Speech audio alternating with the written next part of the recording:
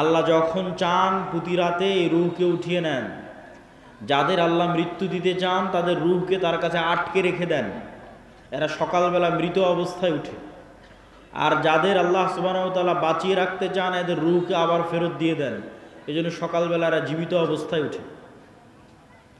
এই জন্য দোয়ার মধ্যে বলা হয়েছে আল্লাহুম্মা বিইসমিকা আমুতু, হে আল্লাহ তোমার নামে আমি মারা যাচ্ছি।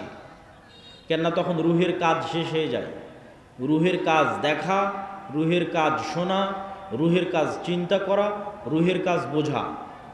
বাকি শরীরের হার্টবিট, রক্ত সঞ্চালন এগুলো তো চলছেই, কিন্তু দেখা শোনা চিন্তা গবেষণা যখন বন্ধ হয়ে যায় তখন রুহের কাজ শেষ।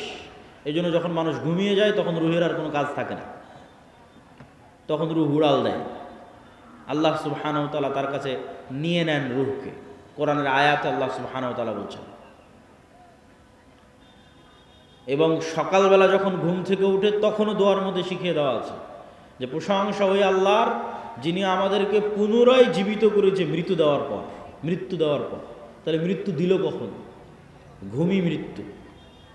এবং প্রত্যেকটা লেভেলে পরবর্তী লেভেলের আলামত আছে, প্রত্যেক লেভেলে পরবর্তী লেভেলের আলামত আছে। এখন আমরা কোন লেভেলে আছি? এখন আছি দুনিয়ার লেভেলে। এই দুনিয়াতে বসে থেকেই বারজাখী জীবন কেমন হবে তার আলামত দেওয়া আছে, যে পরের জগৎটা কেমন হবে তুমি দুনিয়াতে বেঁচে থাকতেই বুঝে নাও। এবার যখন বারজাখী জগতে চলে যাবেন তখন ওখানে আলামত দেওয়া হবে যে কিয়ামতের পরের জগৎ কেমন হবে তুমি এখান থেকে বুঝে নাও। বারজাখী জগৎ থেকে হালকা হালকা বুঝতে পারবে, কেননা জান্নাতের সাথে দরজা খুলে দেওয়া হবে, কারো দরজা জাহান্নামের সাথে খুলে দেওয়া হবে। সরাসরি জান্নাতে দেওয়া হবে না, সরাসরি জাহান্নামে দেওয়া হবে না, কিন্তু ওখানে বসে থেকে বুঝতে পারবে হালকা হালকা যে জান্নাত কেমন হতে পারে। ওখান থেকে বসে থেকে বুঝতে পারবে হালকা হালকা যে জাহান্নাম কেমন হতে পারে। ঠিক এই দুনিয়াতে বসে থেকে পরের জগতের একটু আলামত, সেটাই হচ্ছে ঘুম। যে মৃত্যুর জগৎ কেমন হতে পারে সেটার আলামতই হচ্ছে ঘুম। প্রতিদিন মানুষ মৃত্যুবরণ করে। বারজাখী জগৎ কেমন হতে পারে সেটার আলামতই হচ্ছে ঘুম। এবং মানুষের যে এই ট্রান্সফার, এইটা অবাস্তব নয়, এটার অসংখ্য চিহ্ন আল্লাহর সৃষ্টিজীবের মধ্যে আছে। গায়েবের অসংখ্য আলামত আল্লাহ হয়তো মানুষের মধ্যে দিয়ে রাখেনি, কিন্তু আল্লাহর অন্য সৃষ্টিজীবের মধ্যে দিয়ে রেখেছে। যেমন আল্লাহর একটা সৃষ্টিজীব প্রজাপতি। প্রজাপতি কিভাবে তৈরি হয়? প্রজাপতি প্রথমে শুঁয়োপোকা থাকে, পোকা হিসেবে সে বিভিন্ন গাছের পাতা খেয়ে বেড়ায়। ঠিক যেভাবে আচা পোকা থাকে ওইরকম পোকার মতো সে জীবনযাপন করে, উঠতে পারে না। তাহলে পোকা হিসেবে জীবনযাপন করে গাছের পাতা খেয়ে 1.5-2 মাস পার করে। 1.5-2 মাস পার করার পর এই পোকা তার নিজের চারিপাশে একটা আবরণ তৈরি করে ওর মধ্যে মারা যায়। ওর মধ্যে মারা যাওয়ার আবার 15-20 দিন, 1 মাস 1.5 মাস পর ওই বাইরে ওই আবরণটা খুলে যখন বের হয় তখন প্রজাপতি হয়ে আকাশে উড়াল দেয়। তাহলে একটাই প্রাণী কয় ধরনের জীবনযাপন করতেছে এক পৃথিবীতে? একবার পোকা হিসেবে জীবনযাপন করতেছে, তখন গাছের পাতা খাচ্ছে, আকাশে উঠতে পারে না, তারপরে মারা যাচ্ছে, মৃত অবস্থায় থাকতেছে, থাকার পর আবার জীবিত হচ্ছে, তখন প্রজাপতি হয়ে আকাশে উড়াল দিচ্ছে। তাহলে মানুষ পৃথিবীতে এখন বেঁচে আছে, এটা এক ধরনের জীবনযাপন। মারা যাবে, বারজাখী জগতে চলে যাবে, এটা আর এক ধরনের জীবনযাপন। ওই জগতে এক এক রুহের জীবন ধারণ হবে এক এক রকম। শহীদদের রূহ পাখি হিসেবে খাবার পর্যন্ত খাবে জান্নাতে। আরো উঁচু লেভেলের রূহ আল্লাহ সুবহানাহু ওয়া তাআলার আরশের সাথে ঝুলন্ত থাকবে। সম্মানিত উপস্থিতি, তাহলে পরবর্তী জীবন যে সম্ভব এটার নিদর্শন আল্লাহর সৃষ্টিজীবের মধ্যেই পৃথিবীতে আছে। একই সময়ে বিভিন্ন ধরনের জীবনযাপন করা যেতে পারে তার প্রমাণ আল্লাহর অন্য সৃষ্টিজীবের মধ্যে আছে। তা আমরা আলোচনা করছিলাম নূর, গায়েব, ফেরেশতা। ফেরেশতারা নূরের তৈরি, আর নূর পৃথিবীতে বিরাজমান। নূর পৃথিবীতে অস্তিত্বশীল। এবার চলেন আমরা দেখব সাহাবীদের বিশ্বাস কেমন ছিল ফেরেশতাদের উপরে। রাসূল সাল্লাল্লাহু আলাইহি ওয়াসাল্লামের জীবদ্দশায় সাহাবীদের বিশ্বাস কেমন ছিল ফেরেশতাদের উপরে, তার দু একটা হাদিস দেখে নেই। ফেরেশতাদেরকে দেখা সম্ভব, ফেরেশতাদের আওয়াজ শোনা সম্ভব, ফেরেশতাদের অস্তিত্বের অনুভূতি সম্ভব। নবী ছাড়া সাধারণ মানুষও ফেরেশতা দেখেছে, নবী ছাড়া সাধারণ মানুষও ফেরেশতার আওয়াজ শুনেছে। আবু হুরায়রা রাদিয়াল্লাহু তাআলা আনহু থেকে বর্ণিত, তিনি বলেন, একদিন এক ব্যক্তি রাস্তা দিয়ে চলতেছে, তো আকাশ থেকে একটা আওয়াজ পেল, ইসকি হাদিকাতা ফুলান, উমুকের বাগানে পানি বর্ষণ করো। তো সেই ব্যক্তি দেখলো মেঘমালা ওই নির্দিষ্ট একটা বাগানে গিয়ে সেখানে বৃষ্টি বর্ষণ করলো। সেই বৃষ্টি বর্ষণের পানি নালা বেয়ে পড়ে যাচ্ছে। তো ওই পানির আলামত ধরে ধরে যারা পিছনে দাঁড়িয়ে আছেন তারা এই পাশে, আমার হাতের বাম পাশে জায়গা খালি আছে, যারা ডান দিকে অথবা পিছনে দাঁড়িয়ে আছেন তারা হাতের বাম পাশে চলে এসে বসতে পারেন। তো অদৃশ্য গায়েব থেকে আওয়াজ শুনে ওই ব্যক্তি ওই পানির লাইন ধরে ধরে জমিতে গেল। তো গিয়ে দেখে সেখানে একটা ব্যক্তি কাজ করতেছে, জমি চাষ করতেছে। বলে, ভাই তোমার নাম কি? তো বলে, আমার নাম এই। তো এই ব্যক্তি বলছে, বারে, যেই নাম আকাশে শুনলাম এ তো দেখি সেই নাম বলে। তখন এই ব্যক্তি বলছে, আমি আকাশে তোমার নাম শুনলাম যে অমুকের বাগানে পানি বর্ষণ করো। তো তুমি বলো তো তুমি এমন কি করো যে আকাশে তোমার নামে আদেশ হয় যেন তোমার বাগানে পানি বর্ষিত হয়? তো এই ব্যক্তি বলল যে আমার জমিন থেকে যা ফসল উঠে সেই ফসলের 3 ভাগ করি আমি, 3 ভাগের 1 ভাগ আল্লাহর রাস্তায় দান করে দিই, 3 ভাগের 1 ভাগ এই জমিতে আবার ব্যয় করি, আবার আবাদ করতে খরচ করি, আর 3 ভাগের 1 ভাগ দিয়ে আমার দৈনন্দিন জীবন সংসার সারা বছর পরিচালনা করি। তো এই ব্যক্তি কোনো নবী নয়, সে ফেরেশতার আওয়াজ শুনেছে, যে ফেরেশতা বলতেছে, ইসকি হাদিকাতা ফুলান, উমুকের বাগানে বৃষ্টি বর্ষণ করো। দেখেন, ফেরেশতার অস্তিত্ব পৃথিবীতে অতি বাস্তব। কত বাস্তব? আমার আত্মীয় স্বজন, ভাই বোন, সন্তান সন্ততির চেয়ে বেশি বাস্তব। কেন আমার আত্মীয় স্বজন, ভাই বোন, বাপ মা, সন্তান সন্ততির চেয়ে বেশি বাস্তব? এই জন্য যে আল্লাহ যখন প্রথম আমাদের সৃষ্টি করেছে, প্রথম যখন জান্নাতে আল্লাহ আমাদের সৃষ্টি করেছে, আমাদের আদি পিতা আদম আলাইহিসসালামকে, তখন আদম আলাইহিসসালাম চোখ খুলে দেখেনি যে এটা আমার বাপ, এটা আমার মা, আর চোখ খুলে দেখেনি যে এটা আমার বউ, চোখ খুলে দেখেনি যে এটা আমার ছেলে। চোখ খুলে প্রথম পরিচিত হয়েছে বারে ফেরেশতা। ওয়াইজ ক্বালা রাব্বুকা লিল মালাইকাতি ইন্নী জাইলুন ফিল আরদি খলিফা ক্বালু আতাজআলু ফিহা মান ইউফসিদু ফিহা ওয়া ইয়াসফিকুদ দিমা। আল্লাহ নিজে পবিত্র কোরআনে ব্যাপকভাবে বর্ণনা করেছেন এই ঘটনা। আল্লাহ সুবহানাহু ওয়া তাআলা ডাক দিয়ে ফেরেশতাদের বলছেন যে আমি পৃথিবীতে মানুষ তৈরি করতে চাই। তখন ফেরেশতারা বলছে, আপনি পৃথিবীতে এমন কাউকে তৈরি করবেন যারা ফিতনা ফাসাদ করবে? নাহনু নুসাব্বিহু বিহামদিক ওয়া নুকদ্দিসু লাক। আপনার কত তাসবিহ লাগবে, আমরা তো সারাদিন তাসবিহ পাঠ করছি, আপনার পবিত্রতা বর্ণনা তো আমরা করছি। তখন আল্লাহ বললেন, ইন্নী আ'লামু মা লা তা'লামুন। ফেরেশতারা, তোমরা অতটুকুই জানো যতটুকু আমি তোমাদের জানিয়েছি, পুরো গায়েব তোমরা তো জানো না, সম্পূর্ণ গায়েব তোমাদের জানা নাই, যতটুকু আমি জানিয়েছি ততটুকুই জানো। ওয়া আল্লামা আদামাল আসমাআ কুল্লাহা সুম্মা আরাদাহুম আলাল মালাইকা। আদমকে কিয়ামত পর্যন্ত যা সৃষ্টি হবে সব আল্লাহ শিখিয়ে দিয়েছেন। ওই ক্যামেরা, ওই কম্পিউটার, ওই মোবাইল, ওই বিমান, ওই পারমাণবিক বম সব আদম আলাইহিস সালাম জানতেন। আদম আলাইহিস সালামের ব্রেনে ছিল বলেই সেটা ট্রান্সফার হতে হতে হতে হতে হতে হতে মানুষের ব্রেনে এখনও আছে। এই জন্য ওটা মানুষ বের করে নিয়ে আসতে পারতেছে। যদি বাপের ব্রেনে না থাকে জীবনে সম্ভব নয় ওটা নিয়ে আসা। বাপের ব্রেনে ছিল, ট্রান্সফার হতে হতে মানুষের ব্রেনেও আছে। সময় সাপেক্ষে যুগের প্রয়োজনে বের হতে থেকেছে। যুগের চাহিদায় ওই পর্দাটা উন্মুক্ত হয়ে গেছে, যুগের চাহিদায় ওই পর্দাটা উন্মুক্ত হয়ে গেছে, ওই জ্ঞানের দরজাটা খুলে গেছে। কিন্তু সবগুলো জ্ঞান আগেই বাপের ব্রেনে রাখা আছে। বাপের ব্রেন থেকে ট্রান্সফার হতে হতে সন্তানের ব্রেনেও আসতে থেকেছে। যুগের প্রয়োজনে যখন যে জ্ঞানের দরকার যখন যে গায়েবের পর্দা উন্মোচন হওয়ার দরকার সেটা উন্মোচন হতে থেকেছে। ও আল্লামা আদম আল আসমা কুল্লাহা, সব শিখিয়ে দিলেন আল্লাহ আদম আলাইহিস সালাম। তারপরে ফেরেশতাদের ডাক দিয়ে বললেন, ফেরেশতারা বলো, আম্বিউনি বি আসমাই হাউলাই, এগুলোর নাম বলো, এগুলো কি?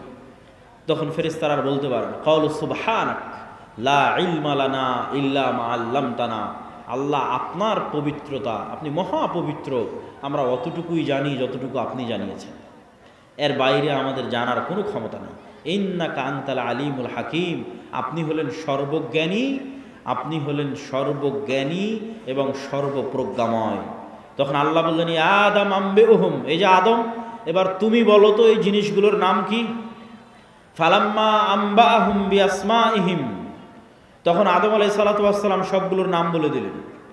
এবার আল্লাহ ফেরেশতাদের বলেন, ওয়াইজ কুলনা লিল মালাইকাতি ইসজুদু লি আদম, তখন আমি আল্লাহ ফেরেশতাদের বললাম, ফেরেশতারা তোমরা এবার আদমকে সিজদা করো। তাহলে আমরা সবার আগে কাদেরকে দেখলাম এবার বলেন? জোরে বলেন না, যে কাদের দেখলাম? না আর এক মানুষকে দেখেছি? তাহলে আপনার বাপ মা আগে না ফেরেশতা আগে? ফেরেশতা আগে। আপনার সন্তান আগে না ফেরেশতা আগে? আপনার সন্তানের অস্তিত্বের চেয়ে বেশি সত্য আপনার সাথে ফেরেশতা আছে, আমাদের সাথে ফেরেশতা আছে। আপনার বাপ মায়ের অস্তিত্বের চেয়ে বেশি সত্য যে আমাদের সাথে ফেরেশতা আছে। কেন আমরা যখন প্রথম সৃষ্টি হয়েছি তখন থেকে ফেরেশতাদের সাথে আমরা কানেক্টেড, তখন থেকে আমরা ফেরেশতাদের দেখেছি। গায়েবের উপর ঈমান না থাকার কারণে দুনিয়াতে এসে ভুলে গেছি। তাহলে আদম আলাইহিস সালাতু ওয়াস সালামের ঈমান কোন লেভেলের হবে যে ফেরেশতারা আছে? আদম আলাইহিস সালাতু ওয়াস সালামের ঈমান তার ছেলের অস্তিত্বের চেয়ে বেশি যে ফেরেশতারা আছে। আদম আলাইহিস সালাতু ওয়াস সালামের ঈমান তার স্ত্রী হাওয়ার অস্তিত্বের চেয়ে বেশি যে ফেরেশতারা আছে। সম্মানিত উপস্থিতি, তাহলে ফেরেশতাদের অস্তিত্ব আছে, নূর বিরাজ করতেছে, দেখি না কেন, দেখা যায় না কেন, কি সমস্যা? তো এইটার ক্ষেত্রে আপনাকে দু একটা উদাহরণ দিই। আজ থেকে 100 বছর আগে আটমূলের যে মানুষটা মারা গেছে, সেই মানুষটাকে আজকে উঠান, যদি তাকে জীবিত করা যায় তাহলে সে জীবিত হলো। জীবিত হওয়ার পর সেই মানুষকে আপনি বলবেন যে আমি আব্দুল্লাহ আওয়াজ দিব, এখানে বাজবে ঢাকায়, সাথে সাথে আমি আওয়াজ দিব, এখানে আওয়াজ বাজবে কোথায়? ঢাকাতে। আমি আওয়াজ দিব, এখানে বাজবে আমেরিকাতে। আমি আওয়াজ দিব, এখানে বাজবে মক্কায়। সে কি বিশ্বাস করবে? কিন্তু এখন তো বাজতেছে, এই যে লাইভ চলতেছে, সারা পৃথিবীতে বাজতেছে, বলতেছি এখানে, বাজতেছে সারা পৃথিবীতে। তাহলে এই যে ইলেকট্রোম্যাগনেটিক ওয়েভ, তরঙ্গ, আলোর তরঙ্গ ওয়েভ, এইটার মধ্যে ডাটা ধারণ করার ক্ষমতা, তথ্য, মানুষের কথা এটার মধ্যে থাকতে পারে, মানুষের দৃশ্য এটার মধ্যে থাকতে পারে। এইটা আল্লাহ যেই দিন পৃথিবী সৃষ্টি করেছে ওই দিন থেকেই আছে, মানুষ জানেনি, গায়েব। তাহলে 100 বছর আগে আটমূল থেকে যে মানুষ চলে গেছে এটার কাছে গায়েব। যে তার আওয়াজ এই ওয়েভের মধ্যে থেকে যেতে পারে, তার দৃশ্য এই ওয়েভের মধ্যে দিয়ে প্রবাহিত হতে পারে। শুধু তাই নয়, মানুষের পক্ষে যদি আজকে সম্ভব হয় যে মানুষ আলোর গতি তথা যেই আলোর মাধ্যমে, যে ওয়েভের মাধ্যমে আমার কথা মোবাইল দিয়ে এখন ঢাকাতেও বাজতেছে, লালমনিরহাটেও বাজতেছে, আমেরিকা, লন্ডন, ইউরোপেও বাজতেছে, সৌদি, কুয়েত, কাতার, বাহরাইনেও বাজতেছে, এখন সাথে সাথে যেই ওয়েভের মধ্যে দিয়ে আমার দৃশ্য ছুটে চলে যাচ্ছে, যেই ওয়েভের মধ্যে দিয়ে আমার আওয়াজ ছুটে চলে যাচ্ছে, এর চাইতে যদি আমরা কোনো গতিশীল কিছু আবিষ্কার করতে পারি যে এর চেয়ে দ্রুত আমি উড়ে চলে যাব, মানুষের পক্ষে সম্ভব নয়। কিন্তু কল্পনা করেন যে আমরা করে ফেলেছি এরকম একটা আবিষ্কার যে আমার আওয়াজ যত দ্রুত ঢাকায় যাচ্ছে আমি এর চেয়ে আগে ঢাকায় পৌঁছে যাব। এবং আবিষ্কার করার পর এখান থেকে বিমানে যদি ঢাকায় আমার যেতে আধা ঘন্টা লাগে, তো রাস্তার গাড়িতে 4 ঘন্টা লাগবে। তো আমি আধা ঘন্টা আগে ঢাকায় পৌঁছে গেছি, রাস্তার গাড়ি পৌঁছার আগে আমি ঢাকা পৌঁছে গেছি বিমানে। তো আমার এই আওয়াজ আমেরিকা পৌঁছার আগে আমি পৌঁছে গেছি। এত দ্রুত গতির আমরা কিছু আবিষ্কার করতে পেরেছি। এই আবিষ্কার করতে পারার পর এবার যদি 15 আলোক বর্ষ অতীতে চলে যায় দ্রুত, যে 15 বছর আগে যে কথা বলেছিলাম ওই কথা এখন মহাবিশ্বে যেই জায়গায় আছে ওর আগে আমি গিয়ে পৌঁছে যাব, যেহেতু ওর চেয়ে দ্রুত আমি কিছু আবিষ্কার করতে পেরেছি। পৌঁছে গিয়ে এবার এই মোবাইলের মতো এই ক্যামেরার মতো যদি ওখানে কিছু সেট করতে পারেন, তাহলে 15 বছর আগে আপনি কি বলেছিলেন ওই আপনার বলা কথা আপনি শুনতে পাবেন, বাঁচতেছে। 15 বছর আগে আপনি কি করেছিলেন আপনার করা কাজ আপনি লাইভ দেখতে পাবেন, এই যে আমি এটা করতেছি, কেননা ওইটা এই আলোর তরঙ্গের মধ্যে সেভ আছে, হারায়নি। বিজ্ঞানীরা এখনও জানে না যে পৃথিবী যখন প্রথম সৃষ্টি হয়েছে তখন পৃথিবী থেকে যে আলো মহাবিশ্বের দিকে ছুটতে থেকেছে ওইটা এখনও মহাবিশ্বের শেষ মাথায় পৌঁছতে পেরেছে কিনা। তাহলে এভাবে যদি 1400 বছর আগে চলে যান, তাহলে মোহাম্মদ সাল্লাল্লাহু আলাইহি ওয়াসাল্লামের হাদিস বুখারীতে পড়া লাগবে না, আপনি কানে শুনতে পাবেন, নিজে কানে শুনতে পাবেন, যেমন এখন লাইভ বাজতেছে। তো 1500 বছর অতীতে চলে গেলে আলোর গতির চেয়ে বেশি গতি নিয়ে মোহাম্মদ সাল্লাল্লাহু আলাইহি ওয়াসাল্লামের হাদিস নিজে কানে শোনা যাবে, বদরের যুদ্ধ লাইভ দেখা যাবে, বাস্তবে হচ্ছে এটা দেখা যাবে। এটা মানুষের দ্বারা সম্ভব নয়, এটা দিয়ে আল্লাহ মানুষের গুনাহকে গোপন রেখেছে, নাহলে একজন মানুষের গুনাহ গোপন থাকত না। এই আলোর গতির চেয়ে মানুষের গতি কম থাকার কারণে মানুষের গুনাহ আজ গোপন আছে। সম্মানিত উপস্থিতি, তাহলে আমরা যা বলছি তার 1 সেকেন্ডও হারায় না, 1 সেকেন্ডও নয়, চাহে মোবাইলে রেকর্ড হোক আর না হোক, ওই তরঙ্গের মধ্যে থেকে যায়, যে কেউ চাইলে ধরে বের করে নিয়ে আসতে পারে। আল্লাহ সুবহানাহু ওয়া তাআলা এটা দিয়েই ধরে বের করবেন এটা আমি বলি না, কিন্তু এত সহজ মানুষের হিসাব নেওয়া, এত সহজ মানুষকে পাকড়াও করা, এইভাবেই পৃথিবী সেট আপ করা আছে। এখানে মানুষের একটা সেকেন্ড গোপন নয়, একটা সেকেন্ডও নয়, কেন আলো এই ডাটাগুলো ধারণ করে নিচ্ছে, যা করতেছে তাও সেভ আছে, যা বলতেছে তাও সেভ আছে। মানুষ চাইলে নিজেই দেখতে পারবে। মানুষকে আলোর চেয়ে দ্রুতগতির যন্ত্র আবিষ্কার করে অত বছর আগে চলে যেতে হবে, চলে গিয়ে নিজের আমলগুলো দেখতে হবে, তো আমি এগুলো করেছি, তো আমি এগুলো বলেছি, আমি নিজে শুনতে পাচ্ছি আমি কি বলেছি, আমি নিজে দেখতে পাচ্ছি আমি কি করেছি। কাফা বিনাফসিকাল ইয়াউমা আলাইকা হাসিবা, মানুষ আজকে তোমার বিচারের জন্য তুমি একাই যথেষ্ট, আলাদা কোনো বিচার বিভাগ কায়েম করে বিচার করতে হবে এইটা না, তুমি নিজেই যথেষ্ট। সম্মানিত উপস্থিতি, তাহলে কি বলছিলাম, গায়েব নূর, তাহলে এই আলো আমার ডাটা ধারণ করতে পারে, এটা একসময় গায়েব ছিল, চোখে দেখা যায় না, তো এখনও দেখা যায় না, এখনও দেখা যাচ্ছে না, যন্ত্র ধরতে পেরেছে কিন্তু আমরা তো দেখতে পাচ্ছি না। তাহলে ওইটা যেমন সত্য যে আল্লাহ যেদিন পৃথিবী সৃষ্টি করেছেন ওই দিন থেকে মানুষের বলা কথায় আলোর মধ্যে থেকে গেছে, মানুষের বলা কাজ করা কাজে আলোর মধ্যে থেকে গেছে, এর চেয়ে বেশি সত্য যে এখানে নূর আছে, ফেরেশতা আছে, এটা এখন গায়েব। এবার বাস্তব জগতের আরও কিছু উদাহরণ দেই যেগুলো এখন যন্ত্রও ধরতে পারে না। যেমন আল্লাহর একটা সৃষ্টিজীব কুকুর, কুকুরের ঘ্রাণ শক্তি মানুষের চাইতে 10,000 গুণ বেশি। তো আমি এই যে মাইকটা সামনে আছে, এটা আমি নাক দিয়ে টেনেও আর কোনো গন্ধ পাচ্ছি না। তখন আমি যদি বলি যে এই মাইকের কোনো গন্ধ নাই, এটা মিথ্যা কথা হবে। এই মাইকটাই আপনি একটা প্রশিক্ষিত কুকুরের নাকে ধরেন, তারপর মোলাম গাড়ি বাজারে ফেলে রেখে আসেন কোনো এক জঙ্গলে, ওই কুকুর ওখান থেকে খুঁজে বের করে নিয়ে আসবে এই মাইককে। 50 গুণ 100 গুণ বেশি নয়, 1000 গুণ নয়, 10,000 গুণ বেশি। মানুষের যদি কোনো শরীরে ক্যান্সার হয়, তাহলে কোন কোষটাতে ক্যান্সার হয়েছে ওই ক্যান্সারের কোষের যে গন্ধ এটা পর্যন্ত কুকুর ধরতে পারে। মানুষের শরীরে যদি ভাইরাস হয়, যে করোনা ভাইরাস হয়েছে, তাহলে করোনা ভাইরাসের মতো অদৃশ্য জিনিসের গন্ধ কুকুর ধরতে পারে, যে ভাইরাসকে দূরবীন দিয়ে দেখতে হয়, মাইক্রোস্কোপ লাগিয়ে দেখতে হয়, ওই ভাইরাসের গন্ধ পর্যন্ত কুকুর ধরতে পারে। আর মানুষ এখন পর্যন্ত এমন কোনো যন্ত্র আবিষ্কার করতে পারেনি যেটা কুকুরের লেভেলে ঘ্রাণ নিতে পারবে। এই জন্য মানুষ কুকুরকেই কাজে লাগায়, যেটা কুকুরের মতো ঘ্রাণ নিতে পারবে, নাই, এরকম কোনো যন্ত্র আবিষ্কৃত হয়নি। তাহলে পৃথিবীতে এমনও ঘ্রাণ আছে যেই ঘ্রাণ মানুষ পায় না, যেই ঘ্রাণ মানুষের তৈরি কোনো যন্ত্রও পায় না।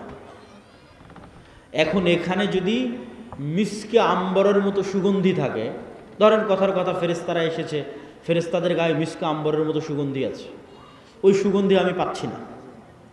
কথা কি আমার বুঝতে পারছেন? তো আমি যে ওই সুগন্ধি পাচ্ছি না, তার মানে সুগন্ধি নাই, এটা কি ঠিক? এটা ঠিক না। ঠিক তেমনি এমনও আওয়াজ আছে, কবরের আযাব কই, শুনতে তো পাই না। পাশ দিয়ে পিঁপড়া যাচ্ছে, শুনতে পান? শুনতে পাই না। এই রেকর্ডারও যদি ওই পিঁপড়ার কাছে লাগান, তবুও ধরা যাবে না পিঁপড়ার আওয়াজ। তাহলে পিঁপড়ার হাঁটার আওয়াজ হয় না? মিথ্যা কথা। সাপের যাওয়ার আওয়াজ হয় না? মিথ্যা কথা। ওইটা যেই লেভেলের সূক্ষ্ম আওয়াজ, ওটা আবার আল্লাহর আর এক সৃষ্টিজীব ধরতে পারে। যেমন হাতির মতো অন্য আরও কিছু প্রাণী আছে, আর আওয়াজ ধারণে খুবই সূক্ষ্ম, কয়েক লক্ষ কোটি কিলোমিটার দূরের আওয়াজ, সূক্ষ্ম থেকে সূক্ষ্ম আওয়াজ ধারণ করতে পারে। তাহলে কবরের আযাব হচ্ছে, কে শুনতে পায়? আল্লাহর সৃষ্টিজীব শুনতে পায়, মানুষ শুনতে পায় না। তাহলে এটা এখনো পৃথিবীতে এরকম অসংখ্য সৃষ্টিজীব আছে যাদের একজনের কাজ আর একজনের সাথে মিলবে না। আপনি একটা ঘরের মধ্যে একটা বাবুই পাখিকে ছেড়ে দেন, ও জানালাই খুঁজে পাবে না কোথায় জানালা। একবার দেওয়ালের সাথে বাড়ি খাবে, একবার ছাদের সাথে বাড়ি খাবে, অথচ আপনি দেখতে পাচ্ছেন এটা জানালা, ও জানালা খুঁজে পায় না। ওর দৃষ্টিশক্তি ওইভাবেই আল্লাহ সীমাবদ্ধ করে রেখেছে। তো ও যেমন জানালা খুঁজে পাচ্ছে না, ঠিক তেমন আপনি ফেরেশতা খুঁজে পাচ্ছেন না। ওই পর্যন্তই আপনার জ্ঞানের সীমা, দেখার সীমা, অনুভূতির সীমা। সাপ মানুষকে দেখতে পাই যে আমি আব্দুল্লাহ 5 ফিট 5 ইঞ্চি, 5 ফিট 6 ইঞ্চি মোটা, এরকম দাড়ি, সাদা কালো, যেভাবে আপনি আমাকে দেখছেন এভাবে সাপ দেখে না। এভাবে দেখার ক্ষমতা আল্লাহ সাপকে দেয়নি। সাপ বুঝতে পারে তাপ, তাপ দিয়ে বুঝতে পারে যে মানুষ। কুকুরও ওইভাবে দেখতে পারে না। কুকুর মাত্র দুইটা জিনিস, দুইটা রং দেখতে পায়। তাহলে কুকুর কেমনে দেখবে যে আমি সাদা কালো, উঁচু লম্বা মোটা? দেখতে পায় না। কুকুর গন্ধ, গন্ধ দিয়ে চেনে যেটা আমার মনিব, গন্ধ দিয়ে চেনে যে মানুষ এটা। তাহলে এক একজনের দৃষ্টি সীমা, চিন্তা সীমা, দেখার সীমা আল্লাহ এক একভাবে ভাগ এবং বন্টন করে রেখেছে। এক একজনকে এক এক জগতে সীমাবদ্ধ করে রেখে দিয়েছে। মাছকে পানির জগতে সীমাবদ্ধ করে রেখে দিয়েছে। ঠিক সেরকম ফেরেশতার জগৎ এই পৃথিবীতেই আছে, ফেরেশতারাই আছে পৃথিবীতে। কিন্তু আপনি দেখতে পাচ্ছেন না কেন? আপনার ওই দেখা এবং শোনার সীমাবদ্ধতা আল্লাহ তৈরি করে রেখেছে। সম্মানিত উপস্থিতি, তাহলে পৃথিবীতে এমনও আওয়াজ আছে যা মানুষ শুনে না, মানুষের যন্ত্র শুনে না। এমনও গন্ধ আছে যা মানুষ নিতে পারে না, মানুষের যন্ত্র নিতে পারে না। ঠিক এমনও আলো আছে মানুষ দেখে না, মানুষের যন্ত্র দেখে না, আল্লাহর সৃষ্টি দেখে। রাসূলুল্লাহ সাল্লাল্লাহু আলাইহি ওয়াসাল্লাম বলেন, ইজা সামি'তুম সাইহাতাদ দিকা, যখন তোমরা মোরগের আওয়াজ শুনতে পাও তখন আল্লাহর কাছে কল্যাণ কামনা করো। ফা ইন্নাহা রাআতিল মালাইকা, ফেরেশতাদের যেই নূর, এই নূরের যে আলো, এই আলো মোরগ দেখতে পায়। বলেন আল্লাহু আকবার। তাহলে ফেরেশতা বিরাজমান, নূর বিরাজমান। মানুষের যন্ত্র দেখতে পায় না, মানুষ দেখতে পায় না, কিন্তু আল্লাহর এক সৃষ্টিজীব দেখতে পায়। রাসূল সাল্লাল্লাহু আলাইহি ওয়াসাল্লাম বলছেন, যখন তোমরা গাধার আওয়াজ শোনো, নুহাকাল হিমার, তখন ফাতাআউযু মিনাশ শাইতান, তখন তোমরা শয়তান থেকে পরিত্রাণ চাও। শয়তানের আলো আর এক ভিন্ন লেভেলের আলো, এটা আগুনের আলো, এটাও অদৃশ্য। মাইক্রোওয়েভ ওভেনের যে হিটিং, এইটা যেমন অদৃশ্য, ঠিক তেমন জিনের আলো, শয়তানের আলো অদৃশ্য। কিন্তু ওই আলো কুকুর দেখতে পায়, গাধা দেখতে পায়, মানুষ দেখতে পায় না। সম্মানিত উপস্থিতি, তাহলে আমি আপনি দেখতে পাই না মানে অস্তিত্ব নাই, এটা সম্পূর্ণ মিথ্যা কথা, সম্পূর্ণ ডাহা মিথ্যা কথা। যেগুলোর নিদর্শন, যেগুলোর আলামত আল্লাহ নিজে পৃথিবীতে দিয়ে রেখেছে।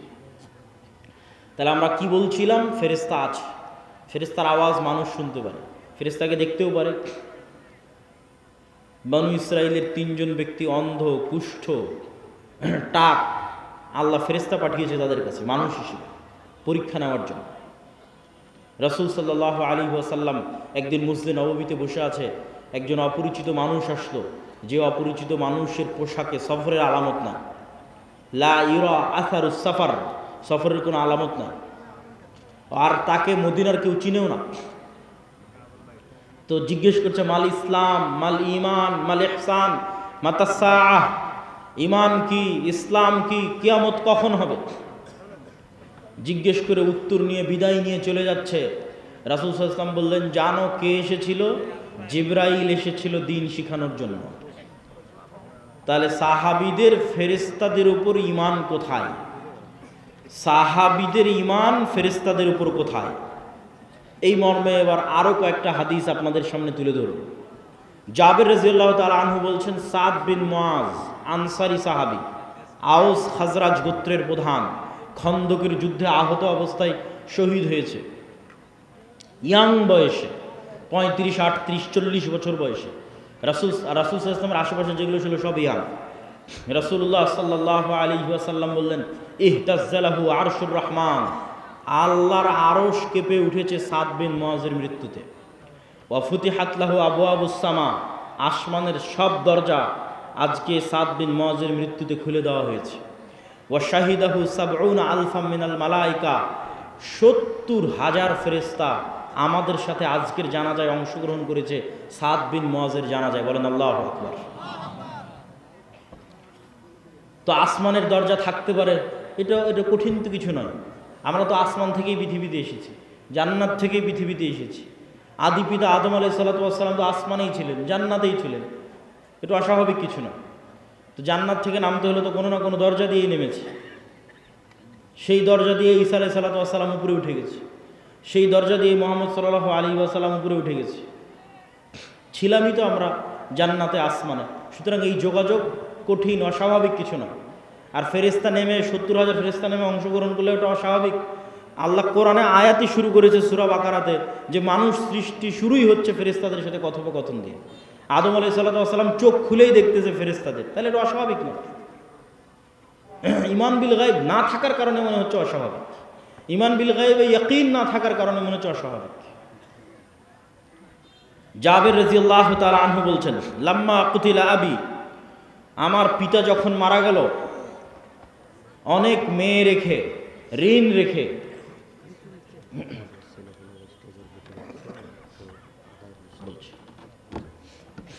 ঋণ রেখে, তখন জাবের রাদিয়াল্লাহু তাআলা কাঁদতেছে। আল্লাহর নবী বলতেছে, তুমি কেন কাঁদছো? মা জালাতিল মালাইকাতু তুজিল্লু বিআজনিহাতিহা, আরে তুমি কাঁদছো কেন? তোমার বাপের লাশকে ফেরেশতারা এখনো ছায়া দিয়ে রেখেছে, এখনো ফেরেশতারা তোমার বাপের লাশকে ছায়া দিয়ে রেখেছে, তুমি কেন কাঁদছো? আয়েশা রাদিয়াল্লাহু তাআলা আনহা বলছেন, সাদ বিন মুআজের জানাজা উঠানো যায় না, এত ভারী। যুবক মানুষ, ওই যুগে তার এত বিরিয়ানি, এত পোলাও, এত বার্গার, পিৎজা ছিল না যে খেয়ে মোটা হয়ে যাবে, ওজন ভারী হবে। হালকা পাতলা, মুজাহিদ মানেই হালকা পাতলা, অথচ লাশ উঠানো যায় না, এত ভারী। তো মানুষজন কথোপকথন শুরু করলো, কেন উঠানো যায় না? আল্লাহর নবী বললেন, সাদ বিন মুআজের জানাজার সাথে, সাদ বিন মুআজের এই লাশের সাথে এত বেশি পরিমাণে ফেরেশতা লেগে আছে যে এই লাশ ভারী হয়ে গেছে, উঠানো যাচ্ছে না, এত বেশি পরিমাণে ফেরেশতা লেগে আছে।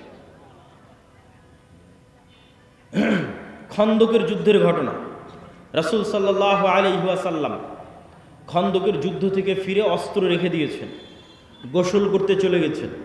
জিবরাইল উপস্থিত হয়ে রাসূল সাল্লাল্লাহু আলাইহি ওয়াসাল্লামকে বলতেছে, আপনি অস্ত্র রেখেছেন? মা ওয়াজা'না সিলাহ, ফেরেশতারা এখনো অস্ত্র রাখেনি। ফেরেশতারা কেন অস্ত্র রাখেনি? বানু কুরাইজা, বানু কায়নুকা, বানু নজির, 3টে ইহুদি গোত্র গাদ্দারি করেছে, এদের শাস্তি দিতে হবে। আল্লাহর নবী সাহাবীদের বললেন, ফেরেশতারা অস্ত্র রাখেনি। জিবরাইল এসে বলতেছে, চলো, যুদ্ধ এখনো শেষ হয়নি, যুদ্ধ করতে হবে। সব সাহাবী মিলে অস্ত্র উঠিয়ে আবার যুদ্ধের জন্য এগিয়ে গেলেন।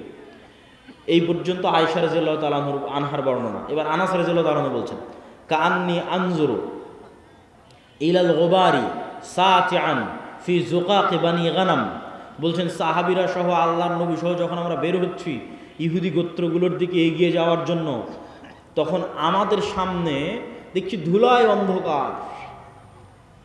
ঠিক যেমন 500-1000 মোটরসাইকেলের শোডাউন দিলে গ্রামের রাস্তায় ধুলা উঠতে থাকে, পিছনের গাড়িতে করে যদি আপনি থাকেন দেখবেন যে ধুলায় অন্ধকার হয়ে গেছে রাস্তা।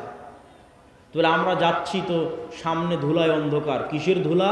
আনাস রাদিয়াল্লাহু তাআলা বলছেন, আমাদের আগে আগে জিবরাইলের ঘোড়সওয়ার বাহিনী যাচ্ছে। আল্লাহু আকবার। জিবরাইলের ঘোড়সওয়ার বাহিনীর পায়ের আঘাতে ধুলা তৈরি হয়েছে। সাদ বিন আবি ওয়াক্কাস রাদিয়াল্লাহু তাআলা আনহু থেকে বর্ণিত, তিনি বলেন, রাআইতু ইয়াওমা উহুদিন আন ইয়ামিনি ওয়া আন ইয়াসারি, উহুদের যুদ্ধের দিন আমার ডানে এবং আমার বামে দুইজন ব্যক্তি, রজুলাইন আলাইহিমা সিয়াবুন বীজুন, দুইজন ব্যক্তি সাদা পোশাকধারী, মা রাআইতুহুমা ক্বাবলু ওয়ালা বাদ, যাদেরকে আমি অতীতে কোনোদিন দেখিনি, পরে কোনোদিন দেখিনি। এই দুইজন সাদা পোশাকধারী ব্যক্তি আসাদ্দাল কিতাল, বীর বিক্রমে যুদ্ধ করতেছে, সীমাহীন ভয়ঙ্কর যুদ্ধ করতেছে। রাসূল সাল্লাল্লাহু আলাইহি ওয়াসাল্লামকে এসে যখন শোনালাম, আল্লাহর নবী বললেন, এরা দুইজন হচ্ছে জিবরাইল আর মিকাইল। আল্লাহু আকবার। জিবরাইল মিকাইল যুদ্ধে অংশগ্রহণ করেছে রাসূল সাল্লাল্লাহু আলাইহি ওয়াসাল্লামের পক্ষে।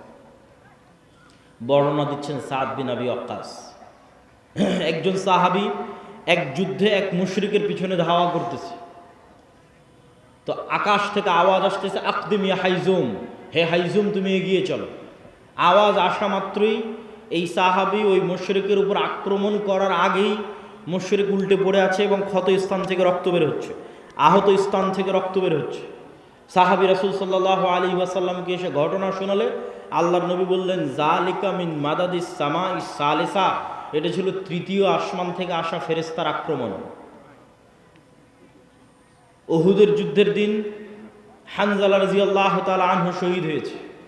তার স্ত্রীর মারফতে জানা যাচ্ছে যে তিনি ফরজ গোসল অবস্থায় বাসর ঘর থেকে বের হয়ে গেছেন জিহাদের ডাক শুনে। সাহাবীরা আল্লাহর নবীকে বললেন, হানজালাকে গোসল দিতে হবে। রাসূল সাল্লাল্লাহু আলাইহি ওয়াসাল্লাম বলেন, ইন্না সাহিবাকুম তুগাসসিলুহুল মালায়েকা, তোমরা আর হানজালাকে কি গোসল দিবা? ফেরেশতারা ইতিমধ্যে গোসল দিয়ে ফেলেছে। তাহলে এবার আপনি শুধু চিন্তা করবেন সাহাবীদের ঈমান ফেরেশতার অস্তিত্বের উপর, আর আমার আর আপনার ঈমান ফেরেশতার অস্তিত্বের উপর। ঈমান বিল গায়বে ইয়াকিন, যেটা আমাদের বক্তব্যের মূল বিষয়বস্তু, যার এক পয়েন্টে আমরা আছি ঈমান বিল মালায়েকা, ফেরেশতার উপর ইয়াকিন, ফেরেশতার অস্তিত্বের উপর ইয়াকিন। তো এগুলো কি শুধু হাদিসে এসেছে? না। আচ্ছা, এগুলো কি শুধু হাদিসে এসেছে? না, স্বয়ং আল্লাহ সুবহানাহু ওয়া তাআলা কোরআন মাজিদে বলতেছে। আল্লাহ সুবহানাহু ওয়া তাআলা কোরআন মাজিদে মুসলমানদের বিভিন্ন যুদ্ধে ফেরেশতা অবতীর্ণ করার কথা ৫-৬ আয়াতে বলেছে। ইস্তাস্তাগীসুনা রাব্বাকুম ফাস্তাজাবা লাকুম আন্নী মুমিদ্দুকুম বিআলফিম মিনাল মালাইকাতি মুরদিফিন, তোমরা আল্লাহর কাছে বিপদে পড়ে সাহায্য চেয়েছিলে, আমি আল্লাহ আসমান থেকে তোমাদের পক্ষে ১,০০০ ফেরেশতা অবতীর্ণ করেছি। আর এক আয়াতে আল্লাহ সুবহানাহু ওয়া তাআলা বলছেন, ইস্তাকুলু লিল মুমিনিনা আলা ইয়াকফিয়াকুম আন ইউমিদ্দাকুম রাব্বুকুম বিসালাসাতি আলাফিম মিনাল মালাইকা, তোমাদের জন্য কি যথেষ্ট নয় যে আল্লাহ আসমান থেকে ৩,০০০ ফেরেশতা অবতীর্ণ করেছে? যদি প্রয়োজন হয় আল্লাহ ৫,০০০ ফেরেশতা আসমান থেকে অবতীর্ণ করবেন। সম্মানিত উপস্থিতি, তাহলে ফেরেশতারা আল্লাহর নবীর পক্ষ হয়ে যুদ্ধে অংশগ্রহণ করেছে, আর সেই ফেরেশতাদের সাহাবীরা দেখেছে, সেই ফেরেশতাদের অস্তিত্বের প্রভাব সাহাবীরা দেখেছে। আবু সাঈদ খুদরি রাদিয়াল্লাহু তাআলা আনহু থেকে বর্ণিত, তিনি বলেন, উসাইদ বিন হুযায়র নামে এক সাহাবী তার কৃষি কাজের জায়গায় রাতের বেলা কোরআন তেলাওয়াত শুরু করেছে, কোরআন নূর, কোরআন তেলাওয়াত শুরু করেছে। তো তার ঘোড়া লাফালাফি করতেছে কোরআন তেলাওয়াত শুনে, উনি কোরআন তেলাওয়াত থামিয়ে দিয়েছেন, আবার শুরু করলেন, আবার ঘোড়া লাফালাফি করলো। ৩ বার এরকম হওয়ার পর আর কোরআন তেলাওয়াতই করলেন না। আল্লাহর নবীকে এসে ঘটনা শোনালে আল্লাহর নবী বললেন, তিলকাল মালাইকাতু দানাত লিসাউতিক, ও সাইদ, তোমার কোরআন তেলাওয়াতের আওয়াজে আল্লাহর ফেরেশতারা সব ওখানে নিকটবর্তী হয়ে গেছিল, যেই ফেরেশতাদের দেখে ঘোড়া লাফালাফি করতেছে। তুমি যদি সকাল পর্যন্ত তেলাওয়াত অব্যাহত রাখতে, মানুষেরও ফেরেশতাকে দেখে নিত। মানুষের ফেরেশতাকে দেখা অস্বাভাবিক কিছু নয়, যেটা আমরা শুরুতেই 2টা দলিল দিয়ে নিয়েছি যে মানুষ ফেরেশতাকে দেখতে পারে। সম্মানিত উপস্থিতি, তাহলে ফেরেশতারা অস্তিত্বশীল, ফেরেশতারা বিরাজমান, এবং কিয়ামতের পূর্ব মুহূর্তেও মানুষ ফেরেশতা দেখবে। মানুষের যদি ঈমান বিল গায়ব নাও থাকে তবুও দেখবে। ঈসা আলাইহিস সালাতু ওয়াস সালাম যখন নেমে আসবে তখন 2 ফেরেশতার কাঁধে নেমে আসবে। দাজ্জাল যখন মক্কা এবং মদিনায় প্রবেশ করবে তখন ফেরেশতারা উন্মুক্ত তরবারি হাতে থাকবে। তো এই আলোচনা থেকে আমাদের শিক্ষা কি? এই আলোচনা থেকে আমাদের শিক্ষা হচ্ছে যে পৃথিবীতে মানুষ 2 ধরনের, হয় শয়তানের গোলাম, শয়তানের বন্ধু, আর না হলে আল্লাহর গোলাম, আল্লাহর ফেরেশতার বন্ধু। এখন আপনি নিজেকে খুঁজে নিতে পারেন যে আপনি কোন কাতারে, আপনি শয়তানের গোলাম, শয়তানের বন্ধু, না আল্লাহর গোলাম, ফেরেশতার বন্ধু। দেখেন রাসূল সাল্লাল্লাহু আলাইহি পরীক্ষা যে আপনি শয়তানের সাথে না ফেরেশতার সাথে। রাসূল সাল্লাল্লাহু আলাইহি ওয়াসাল্লাম বলছেন যে জিবরাইল আমাকে মেসওয়াক করতে বলছে, তো মেসওয়াক করতে করতে আমার দাঁতের মাড়ির গোস্ত পর্যন্ত ছিলে গেছে। কেন মেসওয়াক করতে বলছে? আমার মুখের গন্ধে জিবরাইলের কষ্ট হয়। তো আল্লাহর নবীর পবিত্র মুখের গন্ধে জিবরাইলের কষ্ট হয়, তাই বারবার মেসওয়াক করতে বলছে। আর আপনার আটমল শিবগঞ্জের যে মানুষ রাত দিন বিড়ি সিগারেট খাচ্ছে, ওর কাছে ফেরেশতা আছে না শয়তান আছে? একটু জোরে বলেন, কে আছে? শয়তান আছে। সে শয়তানের বন্ধু, সে শয়তানের গোলাম। মনে করেন আটমূলের একটা বাড়ি, যে বাড়িতে ঢুকতে সালাম দেওয়া হয়, খাওয়ার শুরুতে বিসমিল্লাহ বলা হয়, টয়লেট বাথরুমে গেলে সেই টয়লেট বাথরুমের দোয়া পড়া হয়, 5 ওয়াক্ত সালাতে উজু করা হয়, সালাত আদায় করা হয়, বাড়িতে কোরআন তেলাওয়াত করা হয়, তাহলে ওই বাড়িতে কারা আছে? ফেরেশতারা আছে। নূরে পরিপূর্ণ বাড়ি।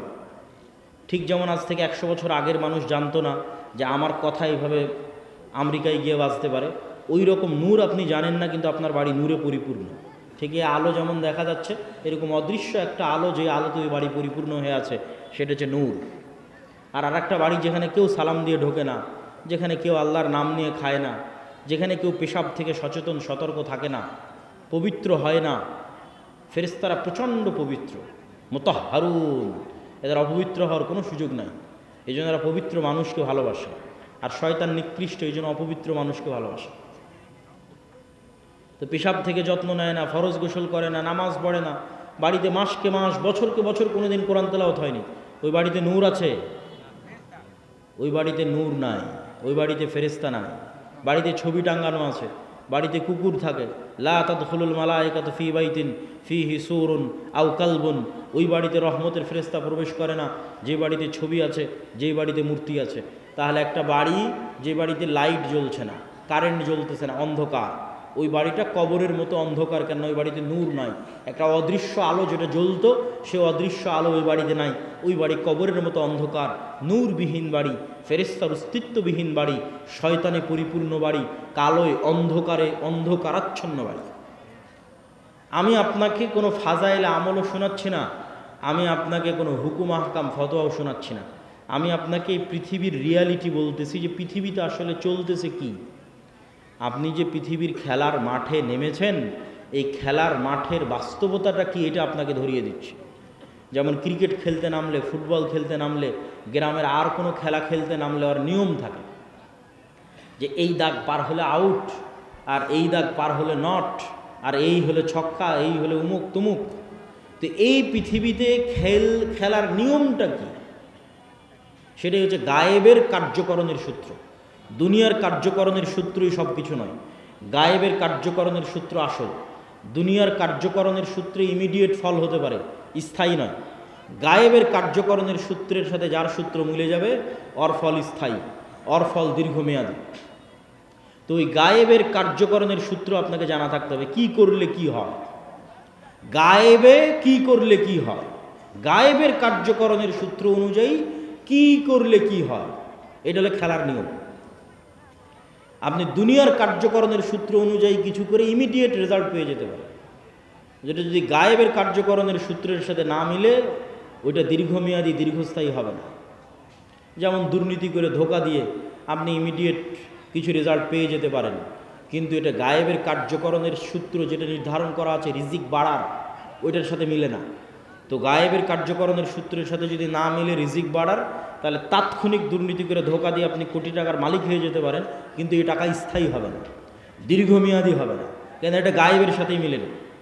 গায়েবের কার্যকরণের সূত্র আসল, ওইটা জানতে হবে। ওইটা ওহির মাধ্যমে জানা যায়, ওইটা কোরআনে জানা যায়। কোরআনে বলা আছে কি করলে কি হয়, কি করলে কি পাওয়া যাবে। সম্মানিত উপস্থিতি, ঈমান বিল গায়েবের এই বক্তব্য দেওয়ার কারণ কি? ঈমান বিল গায়েবের এই বক্তব্য দেওয়ার 1 নম্বর কারণ হচ্ছে, আজকের মুসলমানদের অধপতনের মূল কারণই হচ্ছে ঈমান বিল গায়েব নেই। আল্লাহর অস্তিত্ব, ফেরেশতার অস্তিত্বের উপর ঈমান নাই, পরকালের উপর ঈমান নাই। এই জন্যই তো মন্দির পাহারা দিয়ে শিরক করে ভোট নিয়ে ক্ষমতায় যেতে হবে। কেননা আল্লাহর অস্তিত্ব, আল্লাহর ক্ষমতা, গায়েবের মদদ, গায়েবী মদদের উপর ঈমান নাই।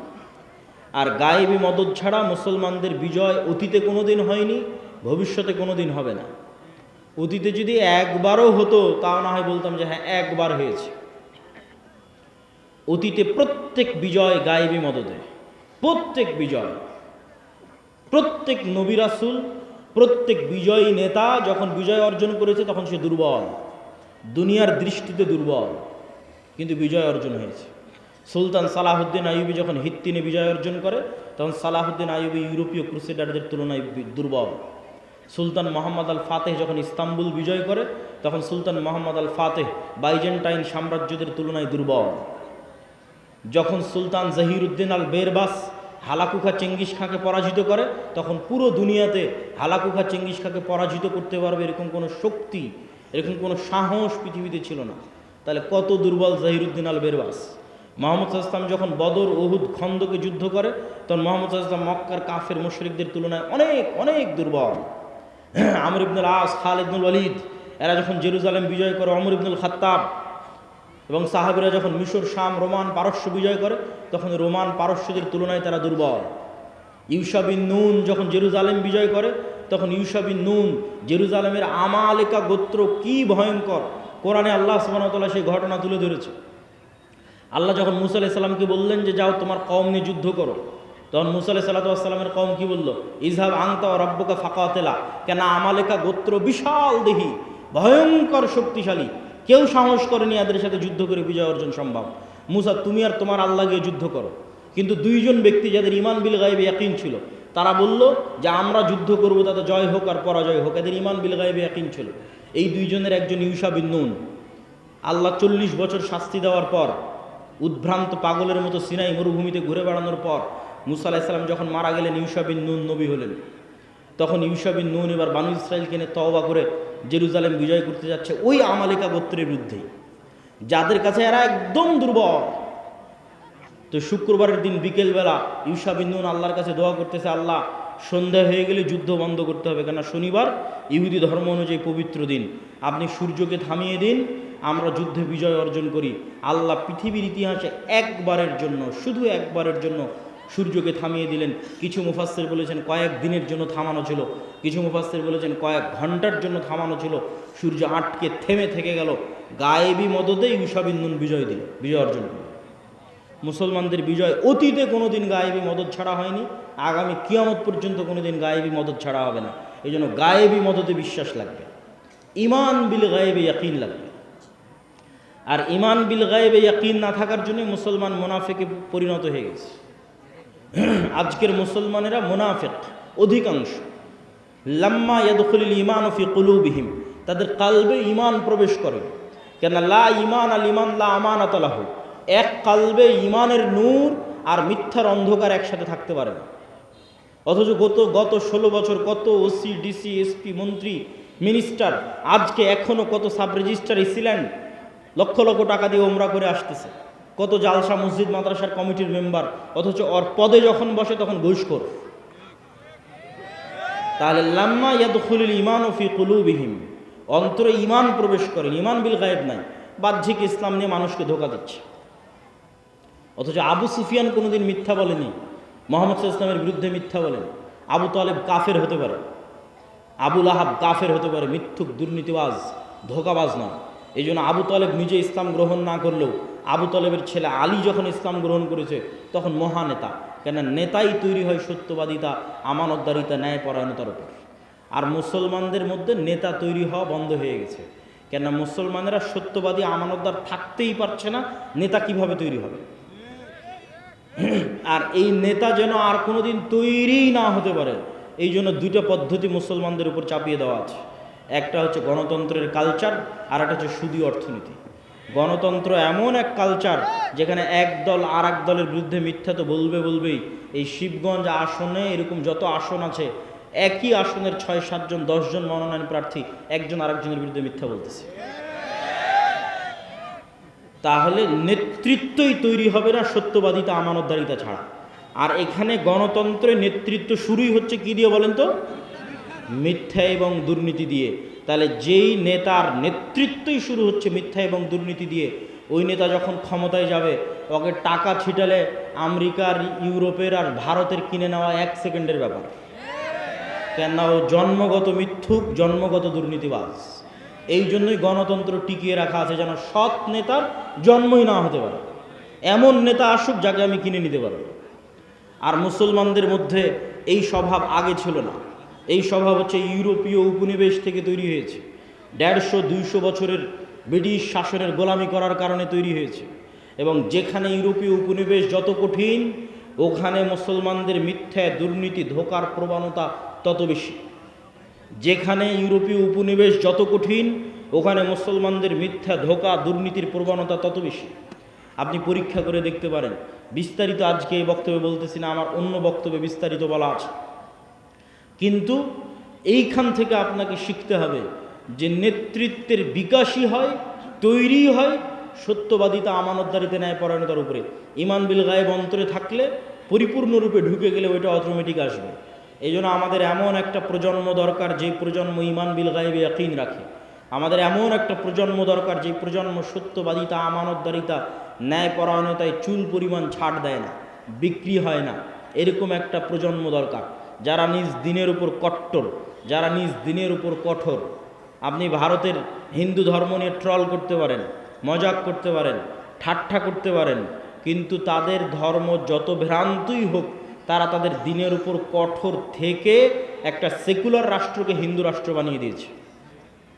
আর আপনার নবীর দিন বিশুদ্ধ হওয়ার পরেও, 47-এ দিনের নামে রাষ্ট্র তৈরি করার পরেও, 71 এবং 24-এ হাজার হাজার মুসলমান রক্ত দেওয়ার পরেও এখনও আপনি মুখ খুলে বলতে পারেন না যে না, আমার দিনই ঠিক, আমার দিনই রাষ্ট্রে বাস্তবায়ন করতে হবে, সেকুলারিজম নয়। এটা মুখ খুলে বলতে পারেন না। কেন মুখ খুলে বলতে পারেন না? এটাই গোলামি, এটাই হচ্ছে গোলামি। এই গোলামির জিঞ্জির যতক্ষণ না ভাঙবে, ইবনে খালদুন বলেছেন রাষ্ট্র তৈরি হয় আসাবিয়া দিয়ে। যেই দিন মুসলমানেরা বলবে যে আমার দিনই ঠিক, আমার দিনই রাষ্ট্রে প্রতিষ্ঠিত হতে হবে, আল্লাহর নবীর সুন্নাতে ব্যক্তিগত, পারিবারিক, সামাজিক জীবনে কোথাও ছাড় দেবে না, সেই দিন স্বাধীন। এটাই স্বাধীনতা, এটাই গোলামির জিঞ্জির থেকে মুক্তি।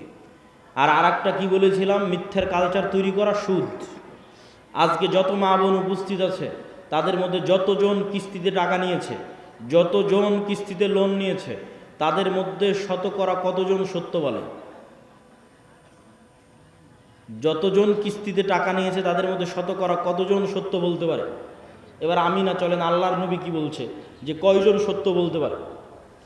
আল্লাহর নবী বলছেন, আল্লাহুম্মা আউযুকা মিনাল মা'সামি ওয়াল মাগরাম। আল্লাহ ঋণ থেকে বাঁচতে চাই, পাপ থেকে বাঁচতে চাই। আর এক হাদিসে রাসূল সাল্লাল্লাহু আলাইহি ওয়াসাল্লাম আর এক দোয়ায় বলছে যে আল্লাহুম্মা আউযুকা মিন যাল'ইদ দাইনি ওয়া গালাবাতির রিজাল। আল্লাহ ঋণের বোঝা থেকে বাঁচতে চাই। সাহাবীরা জিজ্ঞেস করলেন, এত কেন লোন থেকে বাঁচতে চান? আল্লাহর নবী বললেন, মানুষ যখন লোন নেওয়া শুরু করে তখন মিথ্যা বলা শুরু করে। যেই দিন থেকে লোন নেওয়া শুরু, ওই দিন থেকে মিথ্যা বলা শুরু। আর মিথ্যা বললে নেতা তৈরি হবে না, গোলাম তৈরি হবে। তাহলে যে মা বোন কিস্তিতে লোন নিয়েছে এবং মিথ্যা বলতেছে প্রতিনিয়ত, ছেলেকে দিয়ে মিথ্যা বলাচ্ছে, এই সমস্ত পরিবার থেকে নেতা তৈরি হবে না, গোলাম তৈরি হবে। এই জন্য আমাদের কোথাও প্রকৃত নেতা না, সব জায়গায় গোলাম বসে আছে। কেননা মিথ্যুক মানেই গোলাম, দুর্নীতিবাজ মানেই গোলাম। এ আর একজনের কাছে, টাকার কাছে বিক্রি হয়ে যাবে, গোলাম। সম্মানিত উপস্থিতি, বক্তব্যের শেষে গুরুত্বপূর্ণ কয়েকটা কথা। এই আটমূল সালাফিয়া মাদ্রাসা আল জামিয়া সালাফিয়ার সাথে অধিভুক্ত একটি শিক্ষা প্রতিষ্ঠান।